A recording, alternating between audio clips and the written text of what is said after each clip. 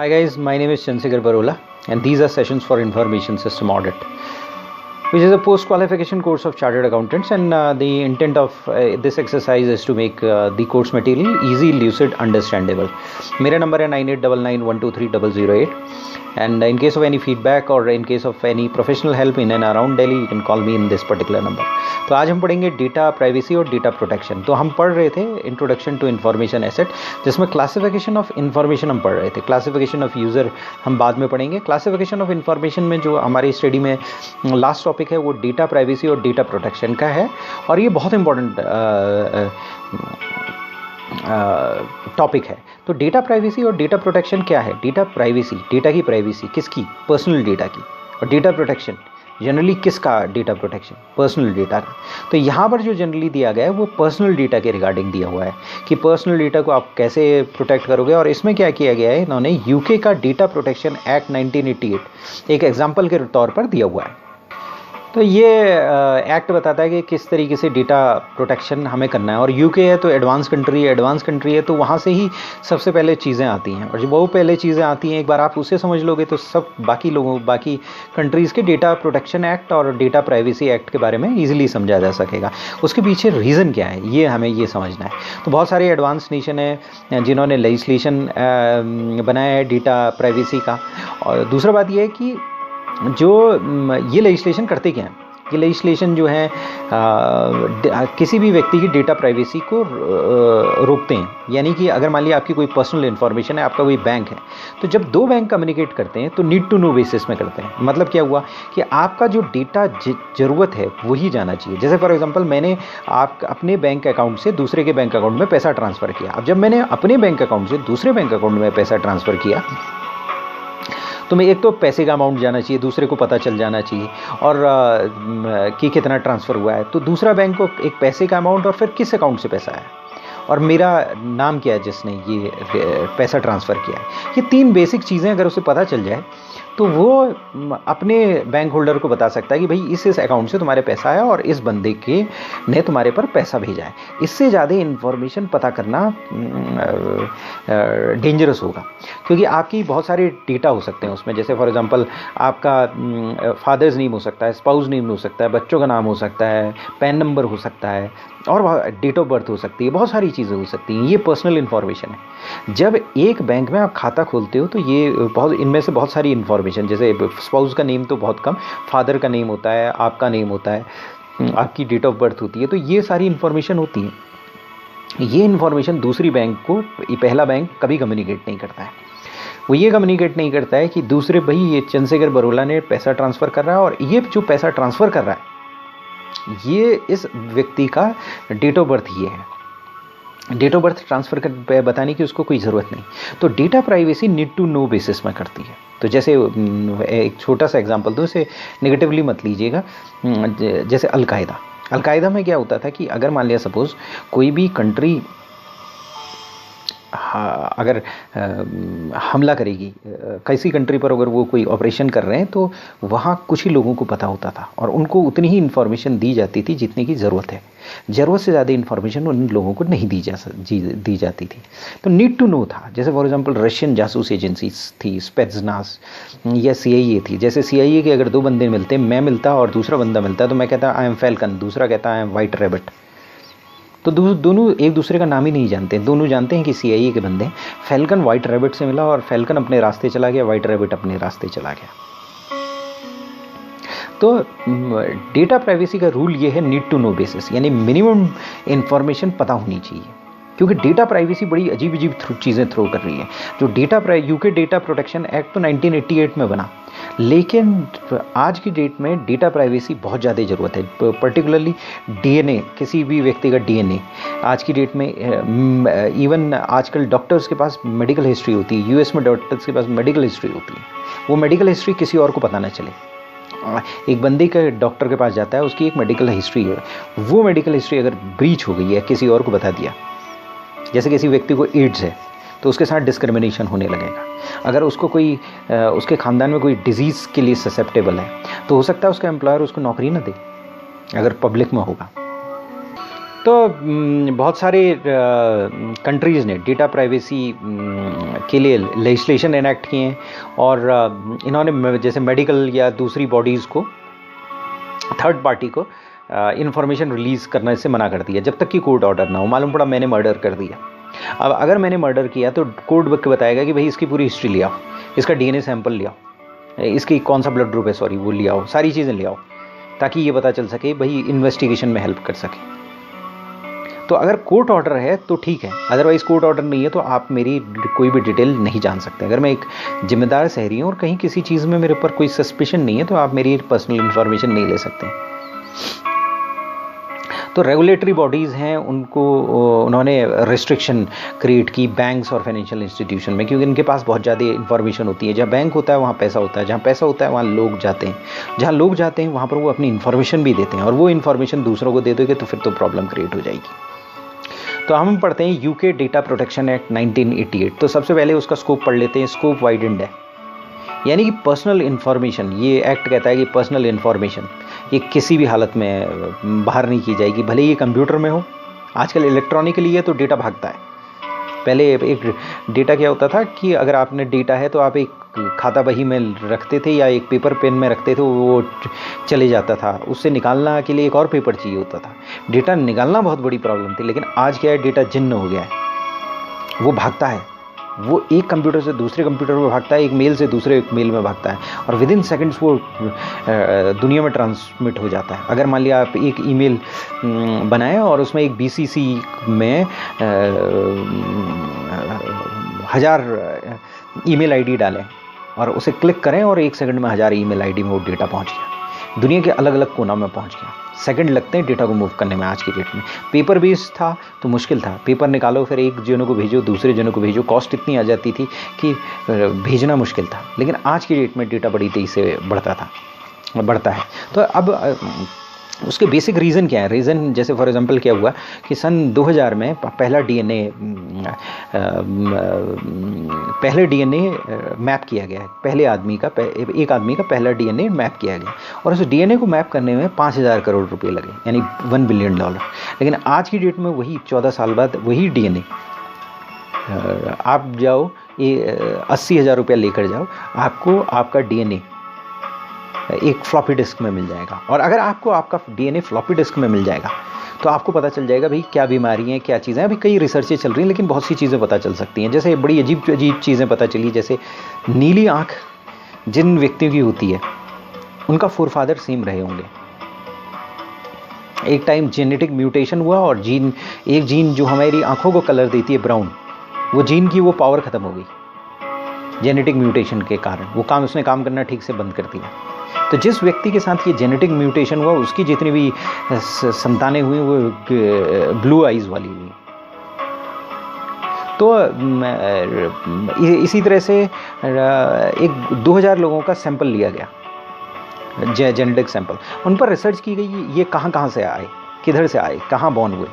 तो उसके पता चला कि उसमें से जो मेजॉरिटी वाले हैं उनका फोरफादर एक ही आदमी है। और जब हिस्ट्री में पीछे गए तो पता चला कि इस पीरियड में चंगेज़ खान था जो ये आदमी हो सकता है, वो उस पोजीशन में था जो इतने लोगों का फोरफादर हो सकता है, क्योंकि उसने 100-150 शादी की, उससे बच्चे हुए, वो हायर पोजीशन में अपने बच्चों को उसने रखा, जहाँ गया वो हायर पोजीशन में रखा। उनकी रानियाँ हुई, हर रानी, एक आदमी ने 10-10 रानियाँ रखी, 20-20 रानियाँ रखी, और फिर उनसे तो इस तरीके से अगर किसी भी व्यक्ति का आज की डेट में 3.5 करोड़ लोग का फोरफादर एक ही आदमी है, और अगर ये किसी की मेडिकल हिस्ट्री और वो रिवील हो गई कि उसका फोरफादर कौन था और वो नहीं चाहता है, उसकी रेपुटेशन में लॉस हो गया, या वो किसी रीज़न से नहीं बताना चाहता है, तो उस केस में आपको डेटा की प्राइवेसी रखना बहुत ज़रूरी है। तो यूके डेटा प्रोटेक्शन एक्ट देखते हैं 1988। तो यूके डेटा प्रोटेक्शन एक्ट सबसे पहले स्कोप बताता है कि वो कोई भी पर्सनल इन्फॉर्मेशन किसी भी फॉर्म में रखी हो, स्ट्रक्चर्ड हो, अनस्ट्रक्चर्ड हो, पेपर में हो, डेटाबेस में हो, स्प्रेडशीट में हो, वर्ड प्रोसेसर में हो, किसी भी चीज़ में हो, कोई भी फाइलिंग सिस्टम हो, ये लेजिस्लेशन उसमें आता है। पर्सनल इन्फॉर्मेशन नहीं होनी चाहिए। पर्सनल इन्फॉर्मेशन होती है यूके डेटा प्रोटेक्शन एक्ट 1988 में आ जाता है, यानी स्कोप बहुत बड़ा कर दिया गया है। दूसरी बात यह है कि अगर आप किसी से डेटा लेंगे तो एडवांस नोटिफिकेशन होना चाहिए और फ्री कंसेंट होनी चाहिए। यानी कि पहले तो उन्होंने ये चीज़ पर बैन लगाया कि इंफॉर्मेशन देने में बैन लगाया, लेकिन यहाँ पर इंफॉर्मेशन लेने में भी बैन लगा दिया। कई बार क्या होता है, डेटा लीक हो जाता है और दूसरा आदमी कहता है जी हमें तो पता ही नहीं है, हमें तो बाहर से डेटा मिला। तो उन्होंने कहा कि अगर आप डेटा कलेक्ट कर रहे हैं उसकी एडवांस नोटिफिकेशन होनी चाहिए, और क्या डेटा से करेंगे ये भी आप पता होना चाहिए, और कंसेंट फ्री कंसेंट होनी चाहिए सब्जेक्ट की। मान लिया मेरा डेटा है, मैंने एक बैंक को डेटा दिया, ये मेडिकल कंपनी को दिया और वहाँ से डेटा लीक हो गया और वो आ गया दूसरी रिसर्चर के पास। तो जब रिसर्चर उस डेटा को यूज़ करेगा तो एडवांस नोटिफिकेशन देगा, वो मुझसे पहले पूछेगा, फ्री कंसेंट के साथ पूछेगा मैं आपका डेटा मेरे पास आ गया, मैं यूज़ कर सकता हूँ कि नहीं कर सकता हूँ। और उसके पास पूरी अपॉर्चुनिटी होनी चाहिए फ्री कंसेंट की, उसको इन्फॉर्म होना चाहिए, फ्री कंसेंट होना चाहिए और एडवांस में उसको इन्फॉर्मेशन होनी चाहिए, और जहाँ ज़रूरी है एक्सप्लिसिट कंसेंट्स होनी चाहिए उसकी। तो यानी जो डेटा देगा और जो डेटा लेगा और जो आपका डेटा यूज़ करेगा सब आपकी एडवांस कंसेंट लेंगे और फ्री कंसेंट लेंगे। उसके बाद एक और चीज़ है free fair processing principle. Fair processing principle का मतलब ये है डेटा जो आ गया है उसकी प्रोसेसिंग भी फेयर होनी चाहिए। पर्सनल डेटा जो कलेक्ट किया गया है या प्रोसेस किया गया है वो स्पेसिफाइड एक्सप्लिसिट लीगल पर्पस के लिए होना चाहिए, इलीगल पर्पसेस के लिए नहीं होना चाहिए। अगर मान लिया डेटा दिया गया और मालूम पड़ा किसी बैंक ने आपके फिंगरप्रिंट्स ले रखे हैं, बायोमेट्रिक फिंगरप्रिंट्स, और अगर एक ज्योतिष की कंपनी अपने ज्योतिष के रिसर्च के लिए, सपोज वैसे ऐसा होता नहीं है लेकिन एग्जांपल के लिए वो ले लेती है उस डेटा को और रिसर्च करना चालू कर देती है, वो नहीं कर सकती, वो पहले पूछेगी आपसे, कंसेंट लेगी, उसी के बाद वो कर सकती है। और इतना ही नहीं, अगर कोई रिसर्च हो रही है और रिसर्च एल्जाइमर डिजीज़ की हो रही है, सपोज किसी मेडिकल कंपनी के पास आपके डीएनए सैंपल्स हैं 2-4 हज़ार के पास और उन्होंने कहा कि एल्जाइमर के लिए करेंगे, तो वो दूसरी डिजीज़ के लिए उसमें वो नहीं कर सकते, टेस्ट नहीं कर सकते, नाइट ब्लाइंडनेस के लिए नहीं कर सकते। अगर एल्जाइमर का कर रहे हैं तो एल्जाइमर का ही करेंगे, नाइट ब्लाइंडनेस के लिए फिर से आपकी परमिशन लेनी पड़ेगी। दूसरा, पर्सनल डेटा सिक्योर होना चाहिए, अप टू डेट होना चाहिए, और सबसे इंपॉर्टेंट चीज़ जब तक की ज़रूरत है तब तक रहना चाहिए, उसके बाद वो डेटा नहीं रहना चाहिए, क्योंकि उसको डिस्ट्रॉय कर दीजिए। क्योंकि अगर लंबा समय तक रखा और आपने अपने आर्काइव्स में रखा तो चोरी हो गया तो उन्होंने कहा कि भाई जब तक कि इसको डेटा को रखने की ज़रूरत है तब तक रखना चाहिए, क्योंकि अगर कल की डेट में चोरी हो गई और आपने कहा मेरी क्या गलती, ये तो पड़ा हुआ था और यहाँ से चोरी हो गया, चोर की गलती नहीं। जितने दिन आपको ज़रूरत थी डेटा की उतना ही रखना चाहिए। अगर आपके रिसर्च में, अल्जाइमर की रिसर्च में 2 साल लग गए, 2 साल लगते हैं और उसके बाद रिजल्ट निकल गया है और उसके बाद भी आप उस डेटा को रखें ना, ये अलाउड नहीं है। और सबसे इंपॉर्टेंट चीज़, सेंसिटिव पर्सनल डेटा में स्ट्रिक्ट कंट्रोल होना चाहिए। यानी कि सेंसिटिव पर्सनल डेटा क्या है, रेस के रिगार्डिंग, एथेनिसिटी के रिगार्डिंग, जेंडर, हेल्थ के रिगार्डिंग, भले ही ये रिसर्च पर्पस के लिए हो, अगर रिसर्च पर्पस के लिए भी हो तो भी स्ट्रिक्ट कंट्रोल होना चाहिए, और नॉन रिसर्च पर्पस के लिए तो होना चाहिए। अगर एथेनिसिटी आपकी है, रेस कौन सी है, जैसे हिटलर वगैरह वाला मामला हो गया था, पहले हिटलर ने रेस के उस पर प्रॉब्लम क्रिएट करनी शुरू की, तो वहाँ बाइसेस आ जाते हैं जहाँ पर रेस होती है। तो उसके बाद ये एक्ट बोलता है कि आपके पास कंप्लायंस ऑडिट होना चाहिए। कंप्लायंस ऑडिट बहुत इंपॉर्टेंट है, और कंप्लायंस ऑडिट जो है वो बेसिक रिक्वायरमेंट है, लेकिन वाइडर एस्पेक्ट के लिए हमें डेटा प्रोटेक्शन भी करना पड़ेगा। तो यानी 2 चीज़ बोली, डेटा सिक्योरिटी और डेटा प्रोटेक्शन। डेटा सिक्योरिटी छोटी चीज़ है, डेटा प्रोटेक्शन और बड़ी चीज़ है। लगता एक ही है कि डेटा सिक्योरिटी और प्रोटेक्शन सेम है, लेकिन डेटा सिक्योरिटी स्मॉल चीज़ है, डेटा प्रोटेक्शन ज़्यादा है।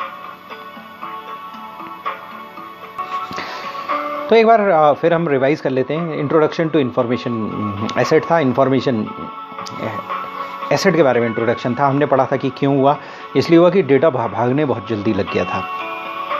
कंप्यूटर्स में आते ही डेटा की मूवेबिलिटी बढ़ गई थी और डेटा एक जिन्न की तरह हो गया था जो सिस्टम से भागने लगा, और इस जिन्न को कंट्रोल करना था, क्योंकि अगर ये जिन्न ज़रूरत से ज़्यादा भागेगा तो प्रॉब्लम क्रिएट करेगा।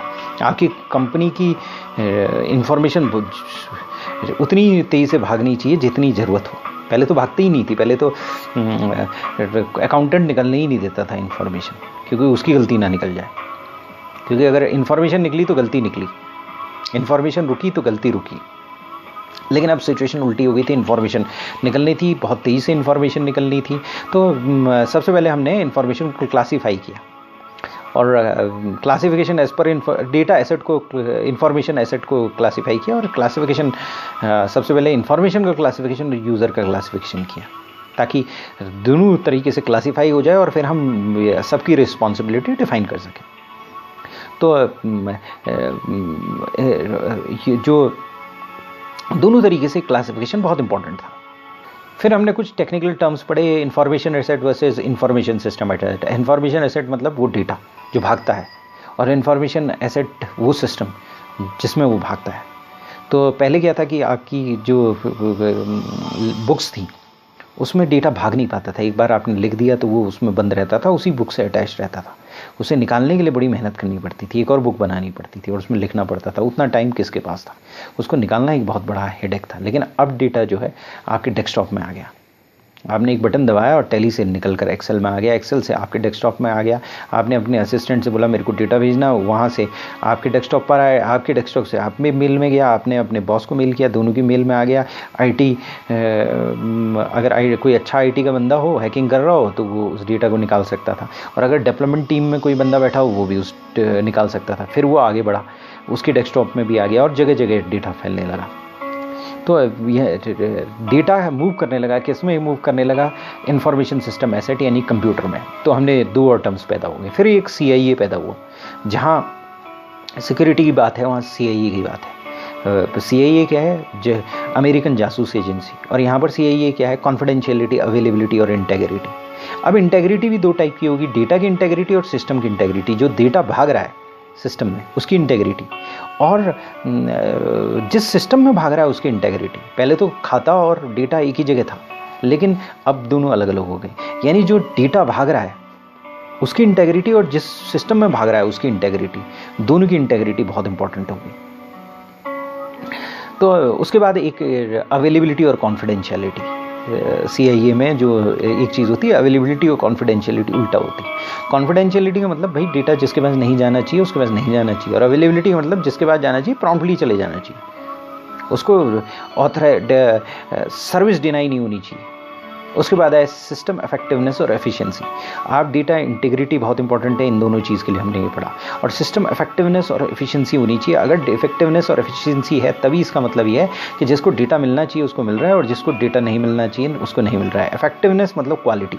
कभी भी चीज़ आप जाते हो तो उसमें तीन चीज़ें देखते हो। पहला देखते हो कि कॉस्ट कम हो, टाइम कम हो और क्वालिटी हो। तो क्वालिटी जो है वो इफेक्टिवनेस है।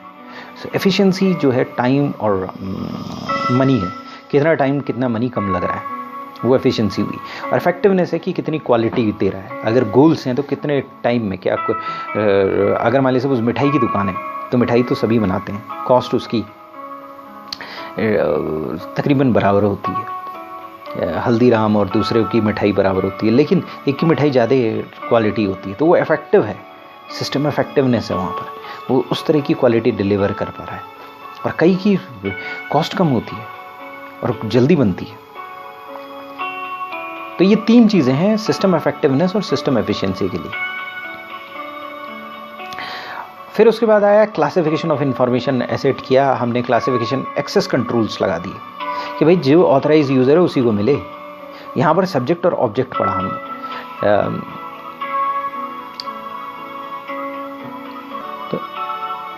सब्जेक्ट क्या था? सब्जेक्ट ये था कि भाई जो ऑथराइज यूज़र यानी मैं सब्जेक्ट था, और ऑब्जेक्ट क्या था? जो मेरा ऑब्जेक्ट है, सामने मेरे पास कंप्यूटर पड़ा है। तो क्लासिफिकेशन ऑफ एसेट में सब्जेक्ट और एक्सेस कंट्रोल्स लगा दिए। और मेन चीज़ क्या था कि हमने क्लासीफाई कैसे किया? क्लासीफाई किया टॉप सीक्रेट, सीक्रेट, फिर आया कॉन्फिडेंशियल, बाद में सेंसिटिव और अनक्लासिफाइड। तो सर हमने मिलिट्री का वो लिया, क्योंकि ये सारी चीज़ें मिलिट्री से होकर आती हैं। दुनिया में आज की डेट में जो मेन प्रोग्रेस हो रही है, हम मिलिट्री नेगेटिव है, लेकिन जो मेन कटिंग एज प्रोग्रेस हो रही है वो मिलिट्री में हो रही है। वहाँ से सारी साइंस एंड टेक्नोलॉजी नीचे आती है। अगर आपके वहाँ CCTV कैमरा आता है तो वो CCTV कैमरा सबसे पहले US के F-16 में लगा होता है, और वहाँ से वो उस कैमरे से नीचे देख रहे होते हैं ज़मीन में, 5 किलोमीटर ऊपर से नीचे देख रहे होते हैं, और फिर बाद में वो एक नॉर्मल कैमरा, उसकी टेक्नोलॉजी नीचे आती है। तो बहुत सारी रिसर्चेज, स्पेस रिसर्च, और वर्ल्ड में नासा या DARPA, defence advance research project agency की वजह से आती है। और डार्पा जो है पेंटागन का एक आर्म है, पेंटागन में एक डार्पा है। डार्पा मतलब मिलिट्री रिसर्च वहीं पर होती है, वर्ल्ड की सबसे टॉप मोस्ट मिलिट्री रिसर्च। एक एग्जांपल आप देख चुके हैं, ARPANET यानी इंटरनेट, जिसे बाद में इंटरनेट का नाम दिया गया। ARPANET ऐसा सिस्टम है जो कि मैंने पहले लेक्चर्स में बताया, जो थर्ड वर्ल्ड वॉर के लिए बनाया गया, और आज ऐसा जिन्न बन चुका है कि साधारण कंट्रीज़ भी उसे कंट्रोल नहीं कर पा रही। इसलिए नहीं कर पा रही कि वो सिस्टम ही इतना रोबस्ट बनाया गया है, और वो बनाया किसने? डार्पा ने बनाया। तो वहाँ से क्लासिफिकेशन, इंफॉर्मेशन क्लासिफिकेशन वहीं से लिया गया, टॉप सीक्रेट, फिर कॉन्फिडेंशियल, सेंसिटिव, फिर अनक्लासिफाइड। टॉप सीक्रेट जो है ऐसा है जो कि ऑर्गेनाइजेशन खत्म, टॉप सीक्रेट बाहर, ऑर्गेनाइजेशन खत्म। मालूम पड़ा LLE कोई चीज़ बना रही है और इतनी कॉस्टली बना रही है कि उसमें इतने पैसे लगा रही है, उधार लेकर बना रही है, लेकिन वो जॉनसन एंड जॉनसन को पता चल जाती है और वो पहले पेटेंट दाखिल कर देते हैं। टॉप सीक्रेट, कंपनी खत्म। Secret, severe damage. कॉन्फिडेंशियल जो है उसमें सिग्निफिकेंट लॉस और डैमेज हो जाएगी, प्रॉफिट लॉस में कन्वर्ट हो जाएगा, लॉस प्रॉफिट में, लेकिन झेला जा सकता है। सीक्रेट को झेला जा सकता है, लेकिन कई साल पीछे हो जाएगा आदमी। सेंसिटिव जो है सीरियस इंपैक्ट हो जाएगा, कई लोगों की नौकरी चली जाएगी सेंसिटिव में। फिर होती है अनक्लासिफाइड। अनक्लासिफाइड सबको देनी चाहिए, बल्कि देनी ही चाहिए सबको। अनक्लासिफाइड उल्टा होता है। अनक्लासिफाइड में दो चीज़ें हैं, एक नॉर्मली जिसको जो मिलना चाहिए उसे मिल जाए, और कई चीज़ें तो ऑर्गेनाइजेशन को पता ही होनी चाहिए, जैसे बेस्ट प्रैक्टिसेस ऑर्गेनाइजेशन को पता होनी चाहिए, वो अनक्लासिफाइड इंफॉर्मेशन होती है। तो ये कैटेगराइज किया गया। वैसे कॉमर्शियल ऑर्गेनाइजेशन जो है कॉन्फिडेंशियल, प्राइवेट, सेंसिटिव, पब्लिक करके दूसरी कैटेगराइजेशन करते हैं, लेकिन बेटर कैटेगराइजेशन मिलिट्री का है। फिर डाटा प्राइवेसी और डेटा प्रोटेक्शन के बारे में पढ़ा, जिसमें हमने पर्सनल डेटा को कैसे हैंडल करना है वो पढ़ा। Thanks. My number is 9899123008. In case of any feedback, you can contact me in this particular number. Thanks.